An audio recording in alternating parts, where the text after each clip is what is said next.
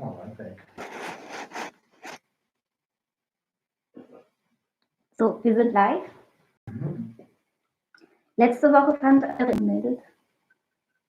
Ja, wir haben einen Brief an die Versammlungsbehörde und wir haben auch mit der Versammlungsbehörde, dass diese Veranstaltung da stattfinden wird. Dieser Brief liegt auch Kolleginnen und Kollegen von der Presse vor. Die haben mich schon, Thomas Moser auf Telepolis hat ja einen sehr guten Artikel geschrieben über die Veranstaltung am vergangenen Samstag. Und der hat auch dieses Schreiben von mir zum Beispiel. Konntet ihr dann überhaupt in irgendeiner Form demonstrieren oder wie ist das am Samstag abgelaufen? Zu einer richtigen Kundgebung ist es am Samstag leider nicht gekommen. Wir waren gerade eben dabei, uns zu versammeln. Die Leute sind eingetrudelt, so nach und nach. Dann kam aber bereits die Order von der Polizei und die Grundgesetze wurden von den Polizisten weggetragen. Das war der Kern eigentlich der Veranstaltung, also das Verteilen der Grundgesetze. Und dann ging es eigentlich nur noch hin und her. Also kam die Order der Polizei, dass wir jetzt bitte den Platz verlassen sollen. Viele sind dann, haben das Recht wahrgenommen, in Zweiergruppen weiterhin über den Platz zu laufen mit dem Grundgesetz. Und so ging das dann eine gewisse Zeit lang. Immer mehr Menschen sind dann auch dazugekommen. Und dann hat die Polizei angefangen, Platzverweise auszusprechen. Unter anderem einen gegen Ilja. Ilja ist Gründer einer AIDS-Initiative in Berlin, kennt sich also sehr gut aus mit allen Implikationen der Virologie und Infektologie. Er hat für seine AIDS-Initiative hier in Berlin im Jahr 2019 den großen Preis des bekommen, ist also persönlich mit seiner Initiative, die er leitet, Preisträger des DÖAK, also des AIDS-Kongresses, und den hat die Polizei sich rausgesucht, da hat er nichts gemacht und quasi abgeführt und ihn verhört. Wir möchten aber nicht so ein negatives Bild jetzt übermitteln, denn insgesamt haben die Spaziergänge über den Rosa-Luxemburg-Platz in Berlin ganz gut funktioniert. Es waren mindestens 250 Teilnehmerinnen insofern, als dass die Menschen, die kamen zur Kundgebung, und wir haben insofern diese Zahl so präzise, weil wir 250 Exemplare allen Regeln, die uns unsere Bundeskanzlerin gesagt hat im Fernsehen, die haben wir eingehalten. Wir hatten auch einen Zollstock dabei, um die 2 Meter wirklich auch, wenn das anders war, bitte auch nochmal bei uns melden. Also für die Spaziergangsteilnehmerinnen mit Grundgesetz, mit Schildern gilt ein Spaziergang, ist also möglich, und wenn die Polizei sagt, nein, hier können Sie nicht spazieren gehen, dann sagt man eben, ich bin aber auf dem Weg zum Supermarkt, wie komme ich denn da hin? Und wenn das dann Probleme macht, dann sagt man eben, na gut, dann gehe ich eben zurück in die andere Richtung, und wenn es wirklich arg wird, raten wir auch dazu, dann einfach abzubrechen, nach Hause. Einer Demonstration aufrufen? Ja, das kann man wirklich mit gutem Gewissen machen, ja, weil das ist ein Grundrecht dieser Republik, seine Meinung öffentlich kundzutun. Und wenn man, wie wir das auch angekündigt haben, diese Hygieneregeln einhält, dann ist da keine Gefahr für eine politische Willensäußerung öffentlich zu äußern. Das kann man in jedem Fall mit gutem Recht verantworten. Absolut. Und eben für alle Teilnehmerinnen und Teilnehmer, wir treffen uns nicht direkt auf dem Rosa-Luxemburg-Platz am Samstag um 15:30 Uhr ad hoc, sondern wir treffen uns, wir gehen los am Rosenthaler Platz, am Senefelder Platz, und überhaupt, das kann man sich selber ausdenken, wo man bitte anfangen möchte, und da loszulaufen und trägt das Grundgesetz schon offen vor sich her oder hat sich Schilder gemalt mit Artikel 20 Absatz 4 unseres Grundgesetzes oder Artikel 8 zur Versammlungsfreiheit. Alle diese Artikel sind gültig und sind auch gültig, wenn sich unsere Bundesregierung nicht daran hält. Was sind denn das für Artikel? Genau, nochmal daran, die ersten 20 Artikel, unsere auch einzelne Gruppen oder Menschen sich über diese ersten 20 Artikel stellen, die gelten immer. Grundsätzlich in der Bundesrepublik Gunsten. Das wird ein bisschen dauern. Bis dahin üben wir ganz im Sinne der ersten zwei, whatever it takes. Also ist das Grundgesetz dem Infektionsschutzgesetz nicht untergeordnet? Ist das Grundgesetz dem Infektionsschutzgesetz nicht untergeordnet? Korrekt. Was meint ihr, wie gehen die meisten jetzt mit dem Grundgesetz um? Also, oder wie wird damit umgegangen? Ich hab den Eindruck, dass viele jetzt genau in der Zeit, in der die Grundgesetze eigentlich genau richtig sind, also in der eine Regierung solche weitreichenden Befugnisse übertragen werden, dass sie sich da gerne darauf zurückziehen und sagen, das wird schon irgendjemand für uns jetzt richten und dass die Autorität wird schon Recht haben. Das ist aber überhaupt nicht ausgemacht. Und deswegen ist es wichtig, dass man jetzt gerade eben auf die freie Meinungsäußerung, auf die politische Willensbildung, auf die Versammlungsfreiheit, dass man genau in dem Moment, in dem sie gefährdet sind, in dem wir darauf als Republik bestehen. Was hat Faschismus mit der Corona-Krise zu tun? Also erstmal gibt es strukturelle Ähnlichkeiten. Ich sehe das nicht. Ich sehe das nicht, dass die Leute, die jetzt gerade eben an der Macht sind, in ihrer Zielsetzung und mit ihren Mitteln in irgendeiner Weise mit Adolf Hitler vergleichbar sind. Gleichzeitig kann man aber auch sehen, dass strukturell gerade eben weitreichende Ermächtigungen an die Bundesregierung gegeben werden und dass sich in dem gleichen Atemzug eine kritische Öffentlichkeit sehr zurückzieht, also quasi gleichgeschaltet die Berichte, also die Einordnung der Schwierigkeit dieser Krankheit gleichgerichtet darüber berichten, was das bedeutet, wie jetzt wie mit den Grundrechten umgegangen wird. Und das finde ich sehr bedenklich. Dann, also von Gewerkschaften, von den Kirchen, von linken Gruppen, sozialen Grundsätzen dieser Demokratie zu brechen. Und in Tradition davon ist es nur richtig, in genau so einer Zeit, wo so weitreichende Befugnisse an die Regierung und die Behörden abgegeben werden, dass man da weiterhin hinterher ist, auf seinen Grundrechten zu beharren und auf einer öffentlichen, wissenschaftlichen Aushandlung von dem, was hier gerade eben stattfindet. Das heißt, dass Virologen mit unterschiedlichen Standpunkten zu bester Sendezeit darüber diskutiert tatsächlich ist, darauf pochen, auf die etablierten wissenschaftlichen Verfahren, dass Verfassungsrechtler jetzt öffentlich zu Wort kommen, zur besten Sendeparlament gerade eben beschließt. Genau diese öffentliche Aushandlung, das muss jetzt gerade eben stattfinden. Und nicht nur eine öffentliche Aushandlung, das ist das Kernelement, das muss man wirklich einfach von sich weisen. Frank, so ja Wissenschaftler, wenn verschiedene vollkommen konträre Positionen haben und dann also Leute, die überhaupt nicht vom Fach sind, die Fachleute machen das ja nicht, behaupten, jemand, der dieses Vorgehen in Frage stellte, sei fuck yourself und schau dir das an, was es dazu gibt und dann bitte schnell zum Kernthema kommen, nämlich, dass dieses System, in dem wir ungefragt leben, gerade seinen Kollaps erlebt und uns hier mit absolut perversen, der sozial engagierte demokratische Rechtsstaat Schweden, wie der das handhabt. In Stockholm sitzen die Leute in den Straßencafés bei der Frühjahrssonne und diskutieren, wie gefährlich ist dieser Virus. Was sind das für Maßnahmen, die da in Spanien, Frankreich, Deutschland und in vielen Ländern der Nordhalbkugel abgespult werden? Ist das legitim oder nicht? Das läuft in Schweden durchaus rational agierende republikanische, im besten Sinne, Diskussionen dort ablaufen können.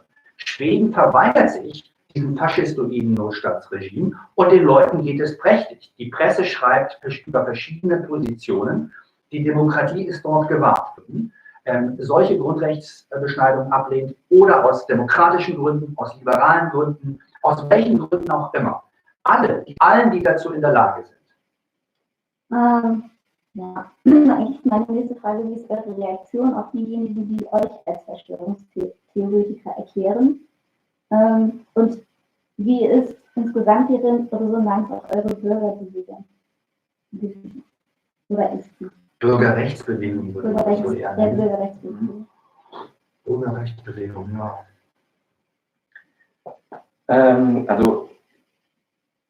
Also erstmal kann man ja auch, kann man sagen, wir haben jetzt sehr viel positive Resonanz da zeigt, dass das zum richtigen Zeitpunkt gestartet ist. Es gab auf diese Demonstration musste in irgendeiner Form reagiert werden, wurde auch und wird auch in Zukunft wird darauf reagiert werden müssen von Zeitungen und Journalisten unterschiedlicher Couleur. Sind sehr viele Mails hier eingegangen und sehr viele Menschen, die gesagt haben, das ist eine richtige Sache. Es wurden jetzt extrem viele Ortsgruppen gegründet von Leuten in anderen Städten, die auch dieses Unbehagen verspüren, aus unterschiedlichen Richtungen kommen, aus einer liberalen Richtung, einer antifaschistischen Richtung, einer linken Richtung, dass sie sagen, was hier abläuft, das ist nicht in meinem Sinne und da sollten wir als Gesellschaft nicht hin. Und werden jetzt auch in anderen Städten an jedem Samstag anfangen zu demonstrieren mit dem Grundgesetz und das zu zeigen. Das sind erstmal die positiven Sachen. Den Leuten, die uns jetzt als Verschwörungstheoretiker das jetzt unterstellen, da kann man nur sagen, viel Spaß, wir sehen uns in wenigen Wochen wieder. In wenigen Tagen sehen wir uns schon wieder. Das ganze Ding bröckelt, das kriegen die nicht durch. Ja. Entschuldigung, ja. Ja. Du kannst dich dann ja entschuldigen, mach's gut, oder ich drücke da die Enttäuschung aus, oder bei Leuten, die jetzt am Zweifeln sind, bringe ich die Argumente vor, die ich jetzt gerade eben habe. Manchmal klappt es, manchmal nicht. Das sind so die dann. Oder, tschüss, tschüss, tschüss, wünsche dir noch viel, wir sehen uns dann. Oder manchmal ist die Diskussion noch das richtige Mittel und die Vortragen von Argumenten.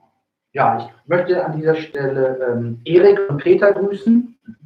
Von der Taz.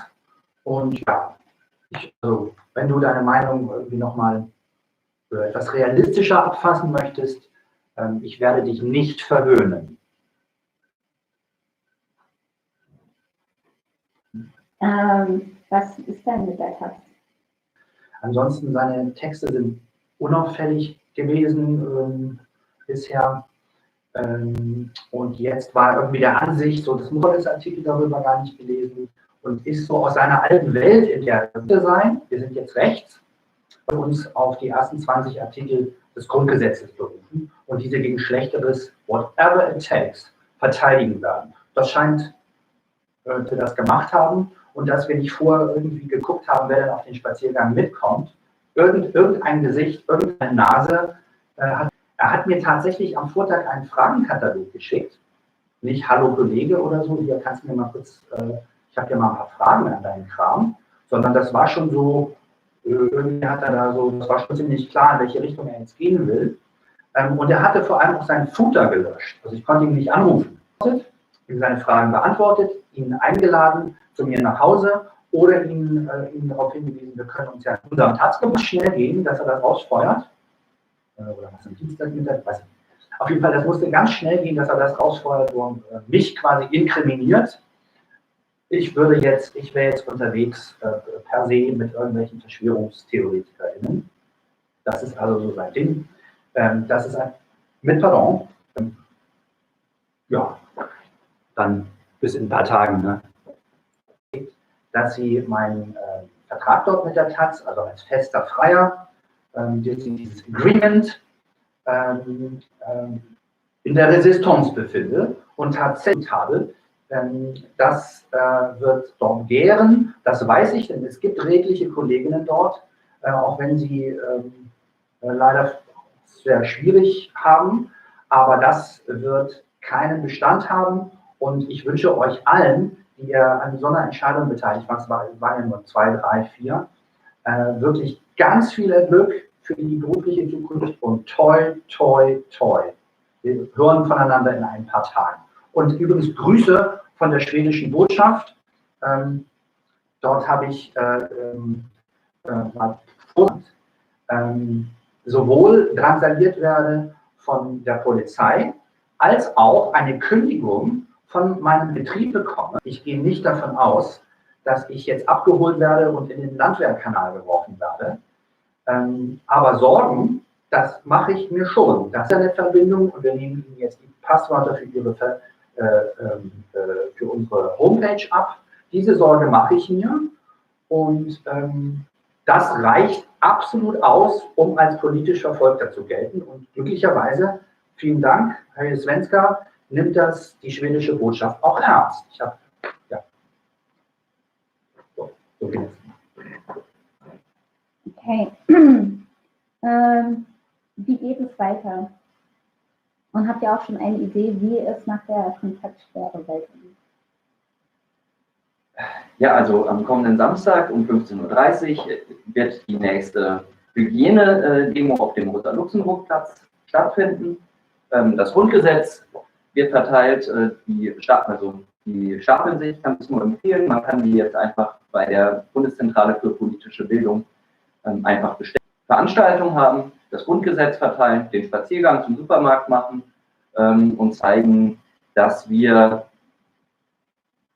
nicht einverstanden sind mit dem Abbau der bürgerlichen Rechte und dass wir außerdem nicht damit einverstanden sind, dass das, was jetzt an wirtschaftlichen Maßnahmen, die jetzt einfach stattfinden werden, in welcher Form auch immer, dass die undemokratisch ist gerade abgeschmiert und die benutzen, das ist jetzt meine These, die wird sich verifizieren oder falsifizieren, die reiten die Welle, versetzen noch absichtlich oder nehmen es in Kauf, die Leute in Todesangst zu versetzen, in total perverser Manier die Leute hinter diese Dinger zu sperren, die Leute zu Hause einzusperren, die Kinder zu Hause einzusperren, die Spielplätze abzusperren. Das sind absolut faschistoide, perverse Leute, die, weil ihr Finanzmarktkapitalismus abschmiert, uns alle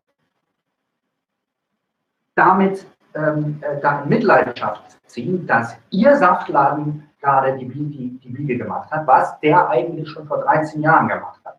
Der Finanzmarktkapitalismus in dieser Form ist seit 2007 Folgejahre am Arsch, im Eimer und läuft eigentlich nur noch mit so einer Art, das scheppert und schleift an allen Enden. Die drucken Geld wie heute. Das ganze Ding war vollkommen klar, dass das mit der letzten Finanzmarktkrise 2007 Folgejahre im Arsch ist.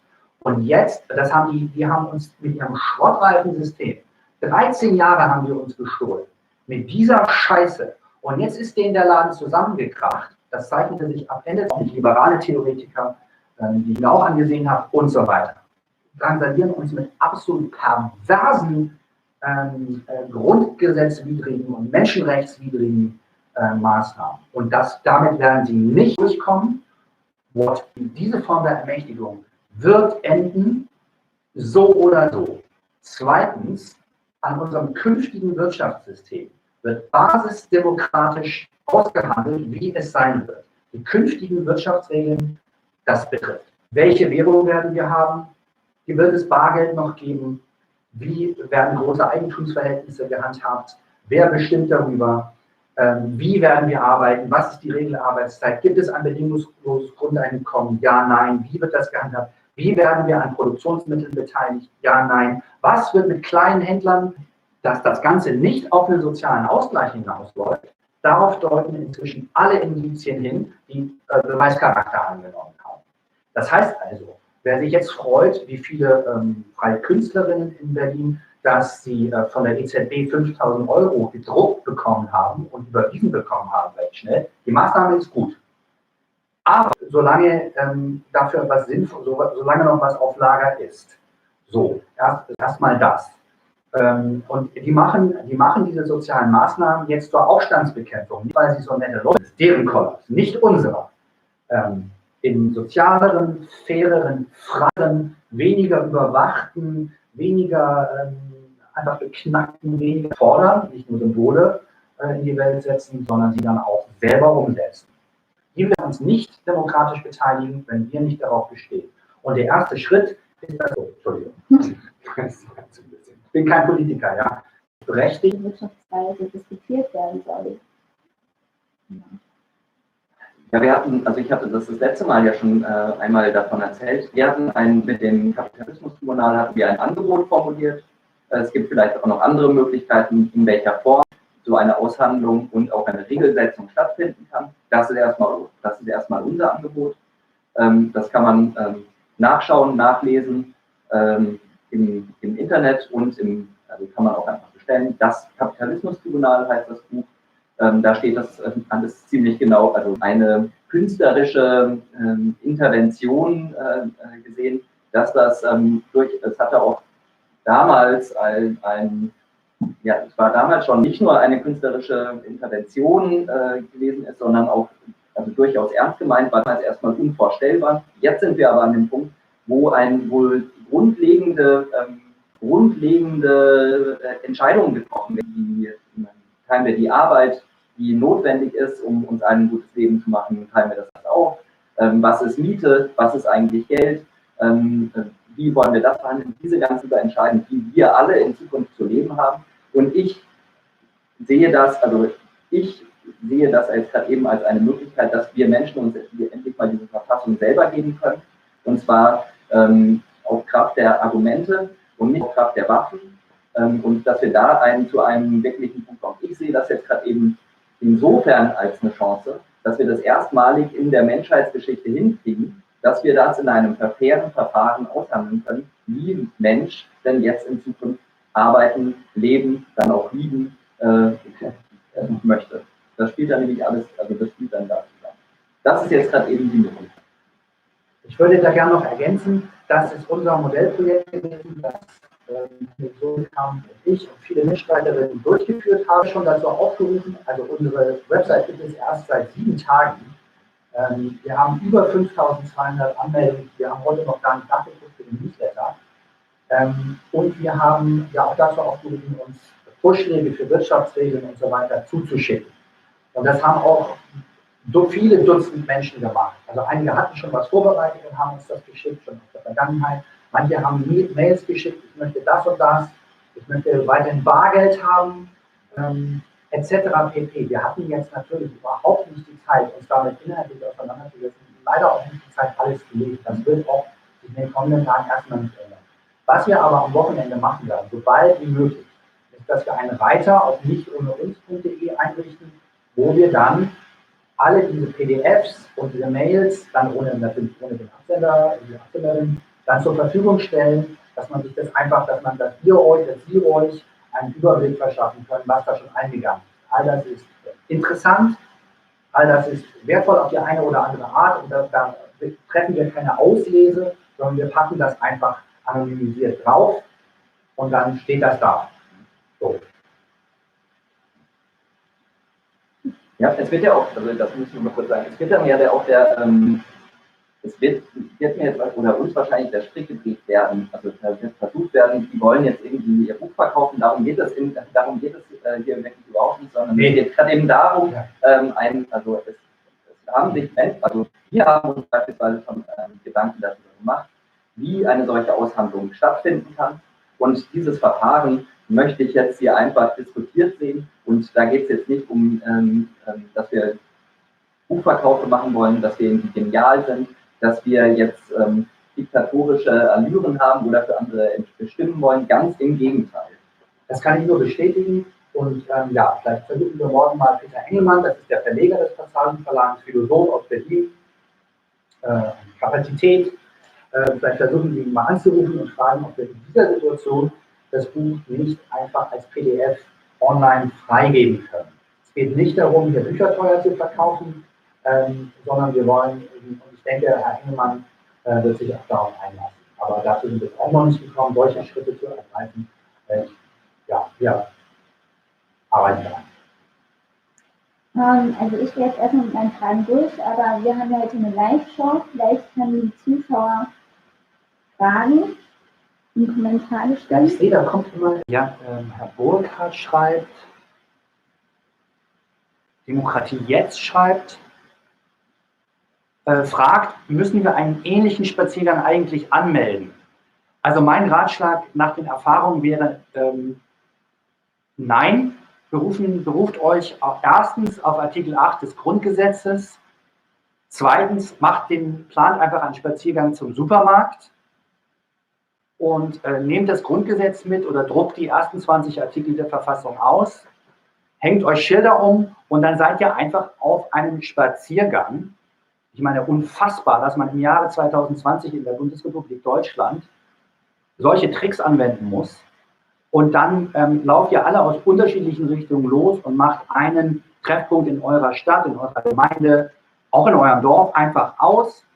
Und da lauft ihr euch dann samstags 15:30 Uhr über den Weg. Auf dem Weg zum Supermarkt, zur Oma, um die zu versorgen, was auch immer. Ihr seid halt einfach unterwegs. Und So, vielleicht könntest du das machen. Kann das hätten wir schon eher mal machen können. Wenn wir noch Fragen beantworten sollen, schreibt sie rein. Versammlungen müssen angemeldet werden, wenn nicht mehr als 2 Personen dauernd als Gruppe, sondern wir halten ja schön 2 Meter Abstand, nicht? Und damit sind wir gar keine Versammlung. So, dann schreibt ferner Sebastian Horner und widerspricht zum aktuellen Zeitpunkt, auch insofern nicht den aktuellen Einschriften der Grundrechte. Ja, darauf sind wir eingegangen, das stimmt. Dann Angela Berg, herzlichen Gruß. Jetzt noch haben wir keine Ausgangssperre. Man darf noch zu zweit auf die Straße. Ja, vielen Dank. Und sollte es tatsächlich unser Regime wagen, Ausgangssperren per se zu verhängen, nein. Dann bin ich sowieso nur noch auf dem Weg zum Supermarkt und wieder zurück. Und zwar grundsätzlich. Und es kommt überhaupt nicht in Frage, dass jetzt auch noch Ausgangssperren verhängt werden. Auf gar keinen Fall. Widerstand zur Not nach Artikel 20 Absatz 4 des Grundgesetzes. Whatever it takes. Und das meine ich auf eine heitere Art und Weise. Wir haben ja auch gute Aussicht in einer anderen Sendung. Wir müssen jetzt unser Grundgesetz verteidigen. Und dann die Frage von Michaela, 1970, 100. Ihr habt entschieden, den ersten Schritt zu machen. Das Ganze hatte einen Vorlauf, also es wurde klar, dass die chinesische, also das ganz schön gebrodelt hat und die Menschen eigentlich bürgerliche Freiheiten wollten. Und die Zahlen, also die Bilder waren erschreckend, Größenordnung waren ein paar tausend. Das ist sehr schlimm in dem einzelnen Fall, stand aber meines Erachtens nach, also erst stand ich dem erstmal hierher gekommen ist, also erstmal war mein Eindruck, das ist eine chinesische Machtdemonstration. Die haben sowieso nicht so mit den Bürgerrechten da. In China haben die es auch nicht so in dem Maße wie wir hier mit einer kritischen Öffentlichkeit.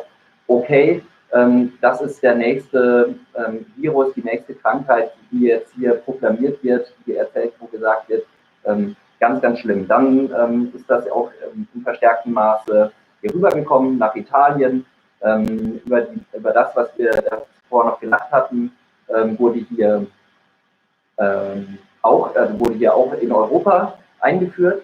Und das war dann auch so der Moment, wo sich das dann um ein sehr gefährliches Virus handelt, bevor man dann zu solchen starken Maßnahmen greift. Und denen, die gesagt haben, nein, erst kein Palaver, also die Demokratie muss sich jetzt unter Beweis stellen, dass sie genauso gut funktioniert wie das chinesische Staatsmodell, wissen, immer wieder gesagt wurde, die Demokratie kann es doch, also die parlamentarische Demokratie kann doch irgendwie auch auf sowas reagieren, als ob eine freie Aushandlung, eine öffentliche Aushandlung unter intelligenten Menschen ein Hindernis wäre, rational darauf zu reagieren.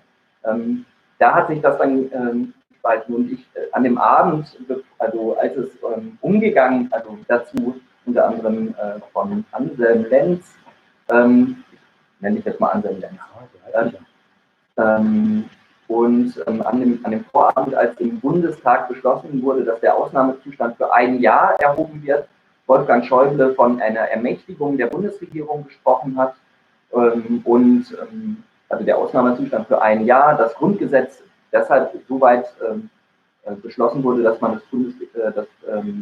das Grundgesetz jetzt soweit dehnt, haben wir uns zusammengesetzt, den Verein gegründet und angefangen, diese Pläne zu machen.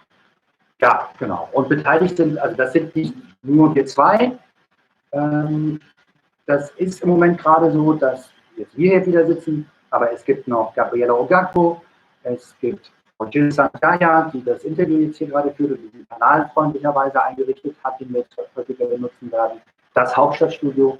Es gibt Bettin Jaye, es gibt Sven Sebastian Horner in einer anderen Stadt. Es gibt etliche Menschen, die uns geschrieben haben, dass sie dabei sein wollen. Vielen Dank auch dafür. Wir werden der ganzen uns darstellt. Die Leute sind gerade dabei, sich eher lustig über das Ganze zu machen. Aber ich kann nur sagen, noch mal eine Woche weiter, dann werden wir feststellen, dass das leider nicht so lustig ist. So. Ja, wir sind nicht alleine. Und ja. Dann die Frage von Martin Dijon. Ihr haltet gerade keinen 2 Meter Abstand voneinander. Wie werdet ihr eurer Vorbildfunktion für die Bevölkerung gerecht, die euch in dieser öffentlichen Live-Sendung sieht?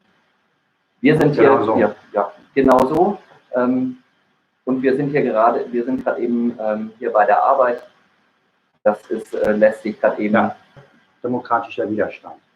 So, Maja Anders fragt: Hallo, wir sind gerade in unserer Stadt dabei, uns zu organisieren. Unsere Mailingliste ist der reinste Chaos-Katalysator. Was machen wir, wenn die Polizei kommt? Hier in Sachsen sind sie sehr extrem.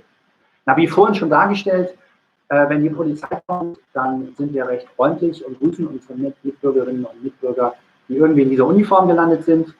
Shit happens. Da stecken sie nur drin und dann versuchen wir damit sehr freundlich umzugehen und sie eben als Mitbürgerinnen zu grüßen. Und da wir ja mit unserer Verfassung unterwegs sind, gehen wir auch davon aus, dass wir sehr willkommen sind. Wenn es da irgendwie weitere Probleme gibt, dann riegeln wir ab und sagen, ja, wir wollen jetzt unseren Weg zum Supermarkt eben noch fortsetzen, lassen Sie uns bitte durch. Und wenn das nicht geht, dann brechen wir ab und sagen, in ein paar Tagen werden wir alle mehr wissen. Ich hoffe, das ist so würde ich das vorschlagen.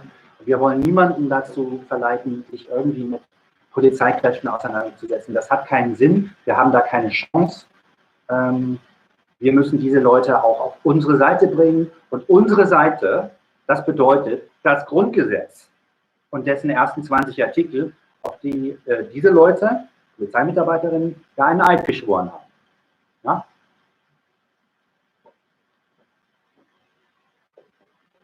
Ja.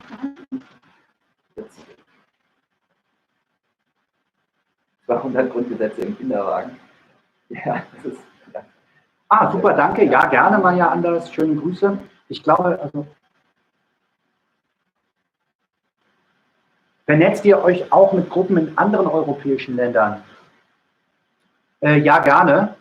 Erstmal können vor Lachen. Also die Schlafzeiten verkürzen sich. Einige von uns haben Kinder.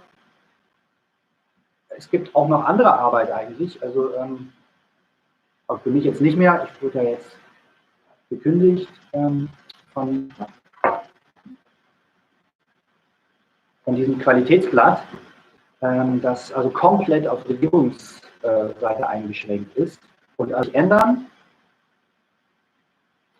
Da wird es große Veränderungen geben innerhalb dieses Betriebes. Das wird der Fall sein. Und insofern gibt es dann jetzt ein bisschen mehr Zeit, aber eben nicht genug, um der Sache jetzt wirklich voll gerecht zu werden, was eine europäische Vernetzung angeht, die es natürlich geben muss. Also Vielleicht wollen wir unsere Kolleginnen in Frankreich kurz mal grüßen, wenn wir jetzt hier schon so eine Grußrunde jetzt gerade machen. Okay. En français. D'accord, une lumière bleue s'établit sur la ville et temps de faire vos jeux. Mon cher collègue Hendrik Zodenkamp veut parler avec vous. Oui, bienvenue à France. Comme vous avez envie à former la résistance démocratique à Berlin ou en France, appelez-nous, écrivez un message à nous et on va réel sans frontières européennes. Le soleil est près de vous, notre ami, à Paris, en France.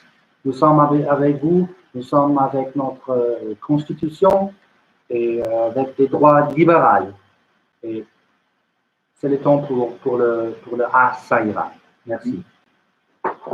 Now to our friends in London and abroad, and so on and so on. Vielen Dank euch.